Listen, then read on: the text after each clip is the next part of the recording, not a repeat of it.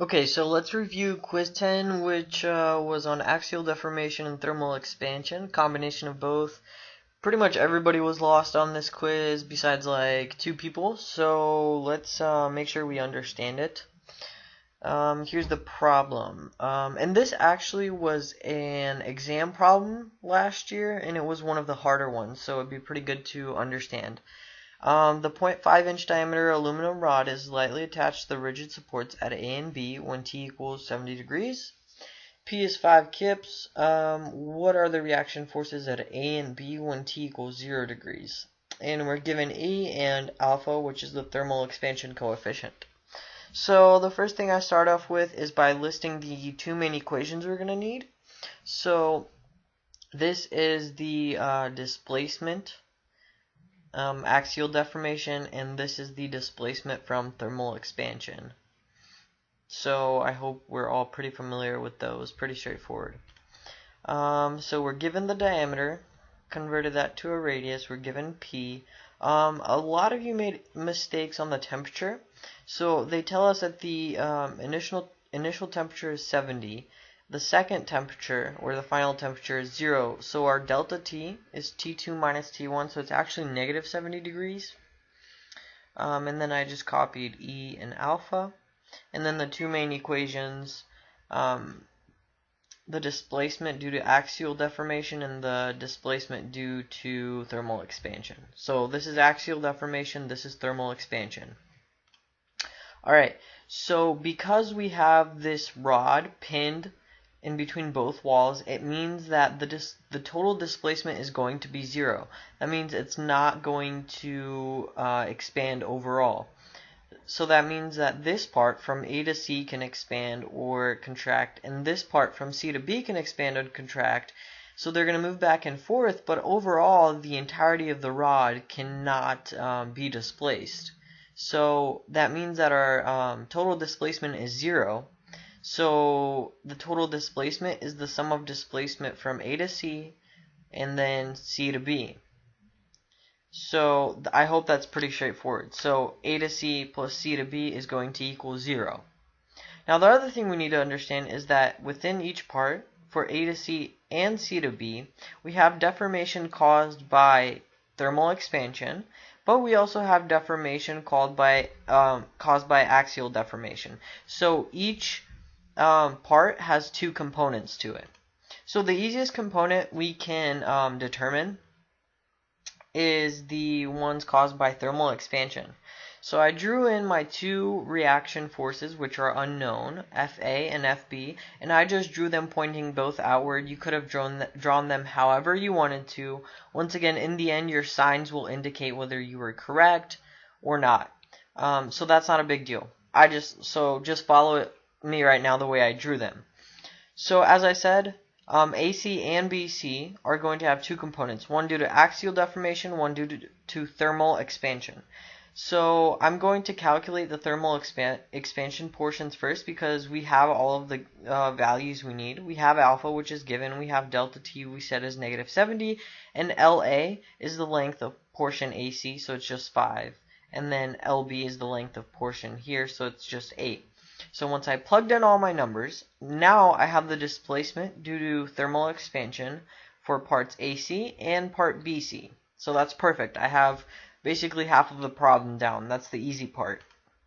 Then what I did is I take the entire system and I did the sum of the forces in the x direction. So I have FB plus P minus FA equals 0. And this gives me one equation that I will use in the future because I will have 2 unknowns. So I have FA in terms of FB and P, where P is 5 kips.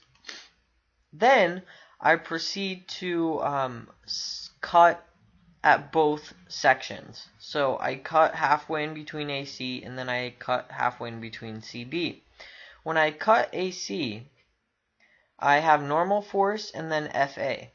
Now the reason I need to find my N is because that is what goes into our axial deformation equation. N goes right in here.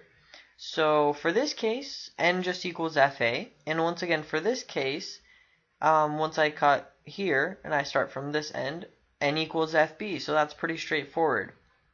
So in both cases, n equal to FA, n equal to FB. From this point on, I proceed to plug in everything into my axial deformation equation. So FA times 5 inches over the area over the given E. So I just calculated all of this fun stuff and I got 0.0024 FA. This is my equation for axial deformation for portion AC. Then I did the exact same thing for portion CB, and the area and E stay the same. The only thing that changes is LB. LB is just 8 inches now. And I got 0.0338 FB. So, pretty straightforward. I hope that's not an issue. So, going back to what I said initially, this whole body will not move. So, delta total is equal to 0, and it's equal to AC plus BC. So for AC, I combined the axial deformation plus the thermal expansion, which we found right away. And then I added this portion here, which is the axial deformation of BC and the thermal expansion of BC. So these two chunks are AC, and then these two chunks here are BC. And once I kind of played around, I moved this and this over to the other side. I'm left with this equation. So here is my equation where I have the two unknowns. But good thing, in the beginning we found an overall reaction for the whole body. So we can use this equation and this equation. They both have two unknowns to substitute in and find one of them. So this is my second equation. I took this first equation and I plugged in for f of a, and I did some handy-dandy algebra, rearranged everything around, and I end up with FB equals negative 0.0568 kips, or 56.8 pounds. And because I drew it to the right and I got a negative number, it means that my convention was incorrect, and the actual answer is 56.8 kips, or 56.8 pounds pointing to the left. So FB will actually be pointing to the left. Now that we found FB, then it's pretty straightforward. We plug in FB into our first equation, and we get FA equals 4.94 kips. And because it's positive, it means that the way I drew it is completely correct. So FA is 4.94 kips to the left. And that's basically the entire process of how to find FA and FB. Now, I want to point something out right here. This is the most important part. Let's say I had actually drawn my force pointing this way and this one inward. That means that N will actually turn out to be negative FA, and N here will turn out to be negative FB. So because they would both be negative, when you plug them into your equation, you need to make sure you're plugging in a negative FA and a negative FB here. And you will end up getting, once again, the correct answer with the correct convention. But it's very important to pay attention to your signs.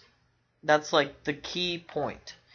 The way to solve this problem is analyzing the full body system to get reaction number 1, which we have here, and then combining all of the deltas to get a second equation, so that way we have two systems, two unknowns, and we can use substitution or elimination to solve for one of them.